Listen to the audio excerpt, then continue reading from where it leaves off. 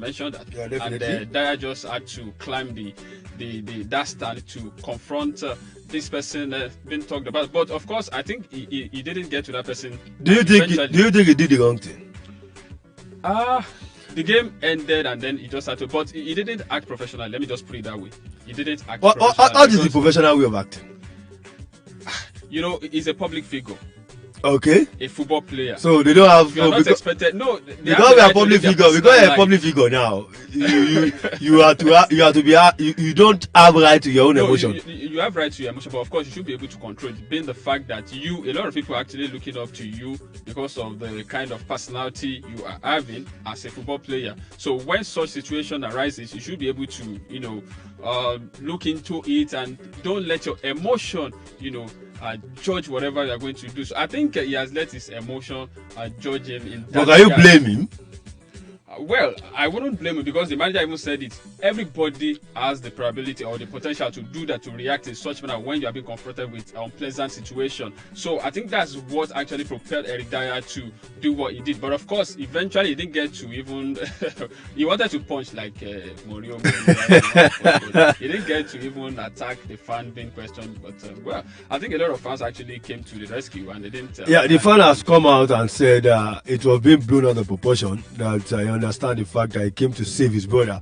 But Jamie O'Hara, who was a former Tottenham player, said he felt that made the mistake, that he should have controlled his emotion, and that's why I'm asking, don't they have a right to emotion? Because as far as you're a footballer, you're an athlete or anything, public figure, emotion comes into play. You cannot blame him. He's a human being too. But then, as a professional, you are not supposed to act like that. So he didn't act professionally. It's a big thing, becoming a public figure, definitely. A superstar. I will stay within the FA Cup, definitely. We're still going to talk about Super Eagles of Nigeria. The team list yesterday released. And of course, United today against Derby County. And before we even go there, let's just stay with Tottenham Hotspur. Jose Mourinho come out and saying his squad is thin and is likely, maybe going to ask Tottenham, should he negotiate the league or should he just focus on the Champions League after losing the first leg? The squad is thin, yes. The squad is thin. I admit, like he said, don't forget that this is not the first time we'll be saying that when they lost 1-0 at the new Tottenham Stadium against RB Leipzig, he said the same thing, that the squad is thin. They lack depth in the squad. But of course, Harry Kane is out, though he's been training, light training. Heung-min Son, they lost him to injury not so long. But I think what Mourinho is actually fighting for is the fact that he actually knows that this team cannot go anywhere. Is it just the Mourinho way of just? No, I think he's trying to find a way out. He wants to negotiate with the owners, the bosses. That look, which one should we go for? Definitely, if these guys are going to, partake in the second round of our fixture, Champions League fixture against RB Leipzig, then I will not use them on Saturday in the Premier League because I want them to go all out and claim the maximum 3 points in Germany. But of course, he knows what is at stake. But when Mourinho came on board, he said Tottenham has the best academy, and so he's ready to work with anything that comes his way. Why is the world changing now? Mourinho, right from time we have known Mourinho to be somebody who loves to talk. He loves to talk about. Don't forget that even when he was in Chelsea, Manchester United, he talked and talked and talked. But of course, coming to a new club like Tottenham Hotspur, you would expect that things will go on easy for you. But of course, the reality has begun, to dawn on him now. The likes of Harry Kane and Heung-min Son, like I said earlier, these are two players that you cannot just joke with. Talking of Tottenham Hotspur now, they are integral part of that team. Now the two of them are out, and the question is, can Mourinho even finish in the top 4 this season? Big one. That's the big question. But now he's trying to negotiate. So he's trying to negotiate which one to actually go for. But I think if you are in the shoe, which one will you have gone for? The Champions League or the league? The league. Yeah. The league. I think for the Champions League, they don't have the even if they qualify, even they qualify against Leipzig. Let's assume they perform a miracle, they qualify. Do they have everything to win?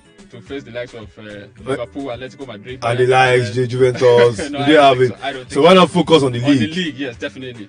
They should focus on the league. Probably they can still grind results out against the likes of these lesser sides, Bournemouth, Watford, and the rest of them. They can still grind results out. So I think you should just focus on the league.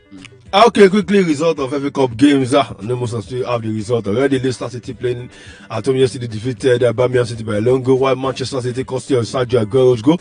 One scored 20 goals in 22 FA Cup appearances. Massive. You can say that again. Maybe it's underrated. We'll talk about that later.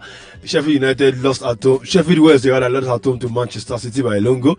And of course, Tottenham Hotspur played out a goal, an 1-1 draw against Norwich City, and of course lost on penalty 3 goals to 2.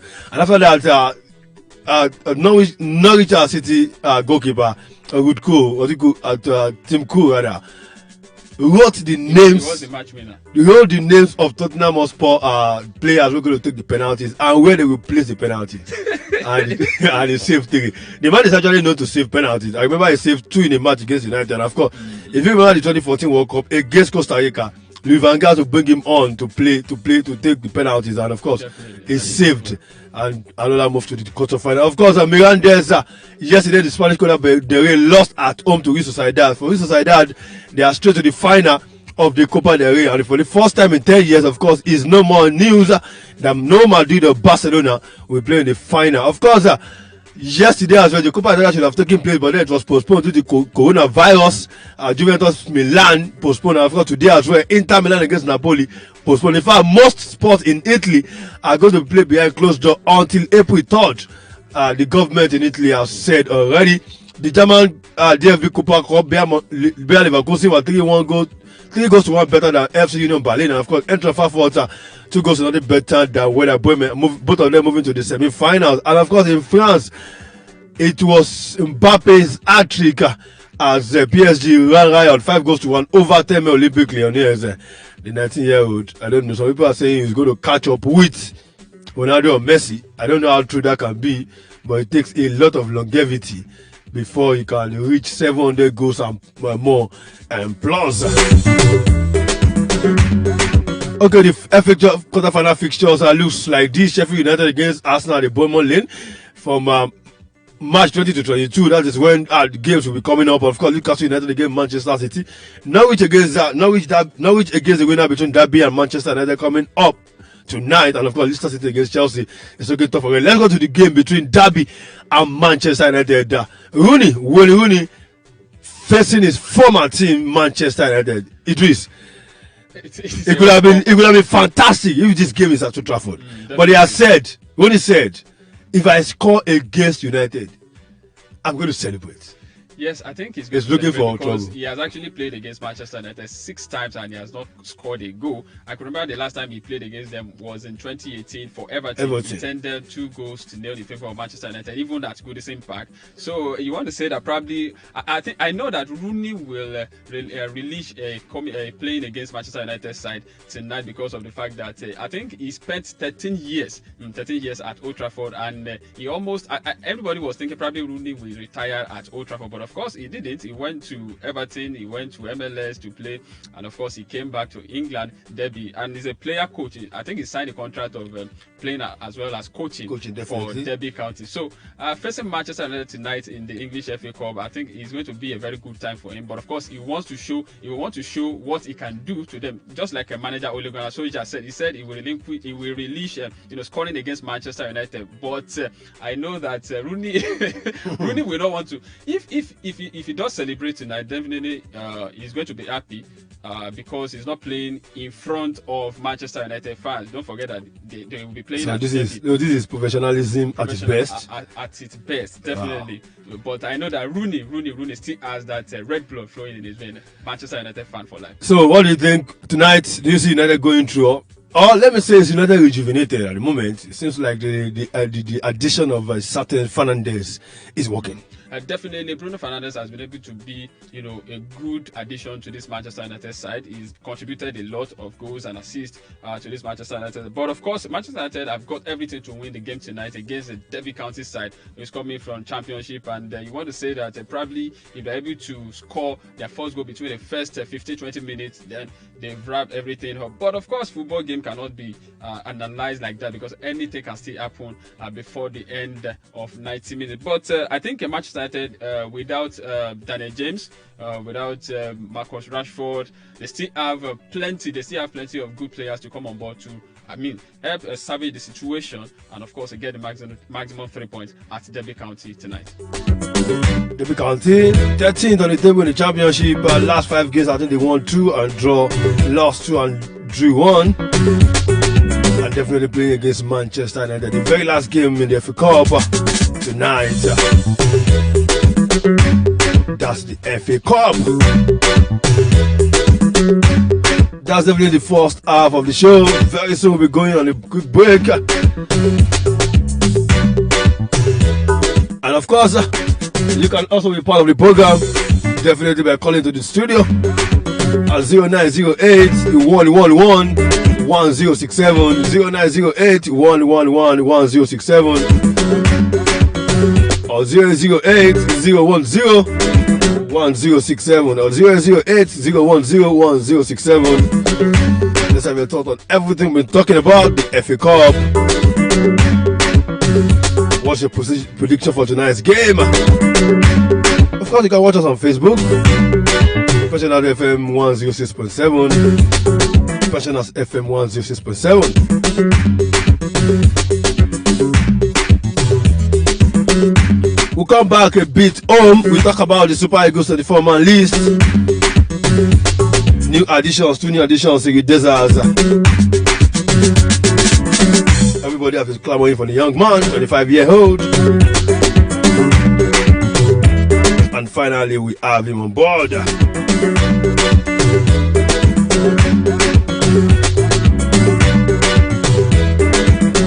Of course, Idris, looking at that 24-man squad by Genentro, are you pleased with the squad?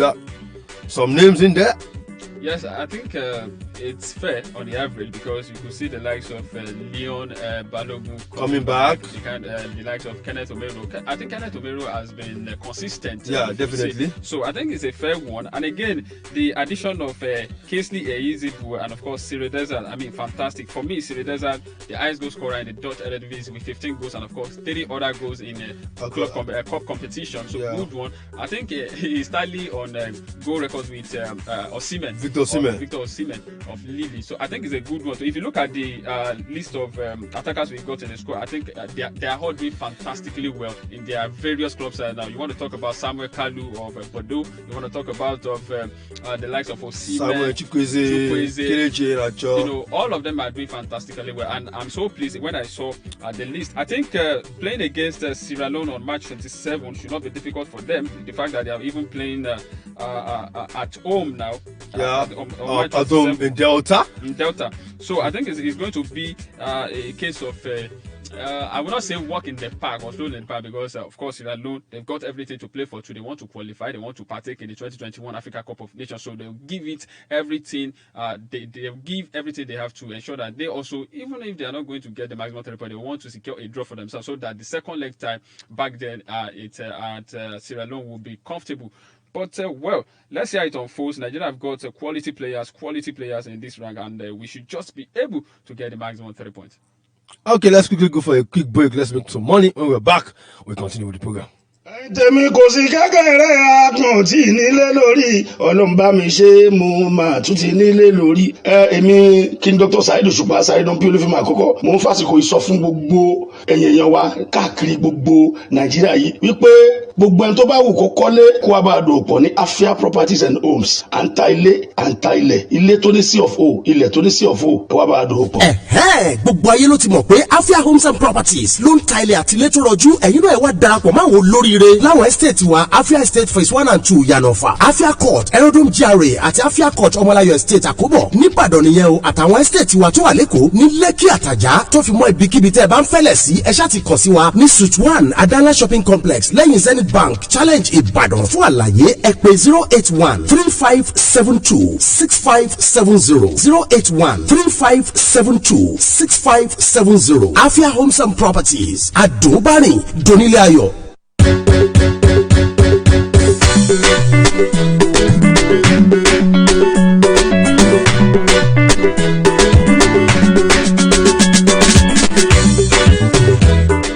Okay, welcome back quickly. We have to make some money. And definitely. Just still within the frame, let me quickly read out the 24-man squad. As he did by getting a throw yesterday. Daniel Akpeyi in goal back again. Of course, Ikechukwu Ezenwa and of course Maduka Okoye. Kenneth Omerio, Liam Balogun, the likes of Chidozie Awaziem, William Trust Ekong, Jamilu Collins, Olaoluwaina, and for Oluwashimilogo Ajayi of West Brom, and for Kingsley Eizebo of FC Cologne. I'm having issue with the midfield, definitely. Aziz Ramon. I don't know. Canada. Yeah, I don't know when last time. I think since. I don't think I've been. I think he was part of the squad that faced Brazil in one of the recent friendly games Nigeria played. He faced Brazil and he did fantastically well. He came on board in the second half, but he did well. He did pretty well. Yeah, Abdullahi Shehu, Gane Kara Etebo, with Didi, Joseph Aribo, Ramon Aziza, and of course forwards Ahmed Musa. I think we need to retire Ahmed Musa. He hasn't been. But he still has a lot to contribute to the national team. For experience or what? For experience, and of course he's still doing well. I don't think he has even scored a goal in Saudi Arabia or have an assist. It doesn't mean this year.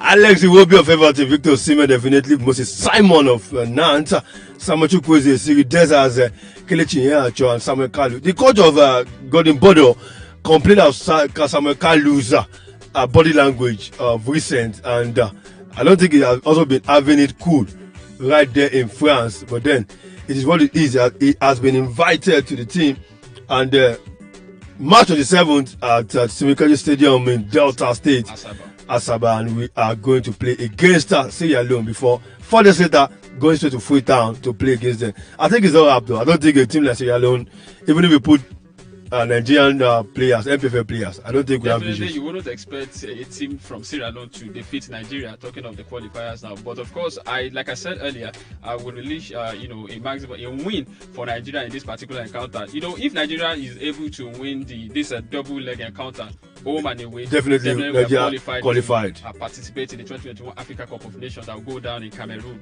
in 2021. So I think a maximum 30 points is all we need. Definitely when we go back there, we should be able to win. Even though we are playing away from home, we should be able to get the maximum 30 points away and home for Nigeria so that we can qualify on time. Okay, so that we can qualify still within the referee of Nigeria. We have to go straight to Edo 2020, and of course give you a report coming down talking about medals that is going to be won to be one of the event likely to be competed for.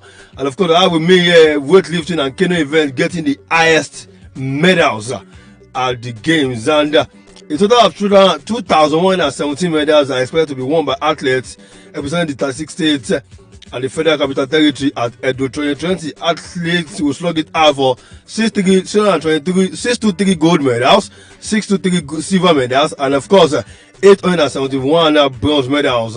Weightlifting alone account for 180 medals, comprised of 60 gold, silver, and bronze.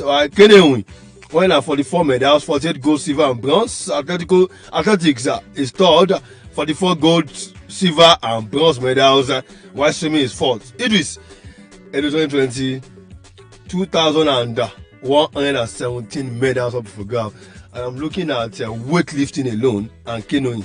getting a lot of medals. Definitely, weightlifting and canoeing, these are, singles events. Definitely, you should expect a lot of medals to be won from these sporting events. But the likes of football, basketball, these are team events, so you don't expect too many medals to be won because you play as a team. And definitely, when you play as a team, you are entitled to a medal. Definitely. So that's how it works. But of course, the 20th National Sports Festival, I think the Edo State Vice Governor is saying that it's going to be the one that will be remembered in history, the history of the National Sports Festival in Nigeria. Of course, the first one that actually happened, it happened in 1973 in Lagos, and that has been in Lagos. Definitely. So we have been building on that, and this one particularly, I think the president of the country now is going to open it, and of course, vice chairman, vice president Yemi Osinbajo will declare it closed when it actually ends in April 1. April 1. And hopefully, new talent can be discovered. Yes, and not only that, to represent us in the Olympics. Is it representing us in the Olympics now, or just build to the build for the future? Build for the future, if we can build for the future. Definitely, I think that's the most important thing. What we should be looking out for in the National Sports Festival is how we can raise talent, nurture them, and of course get them to be able to stand tall to represent the country in outside the world. Talking of outdoor competitions now, but of course it's going to be a good one. We don't even know the number of athletes. Oyo State.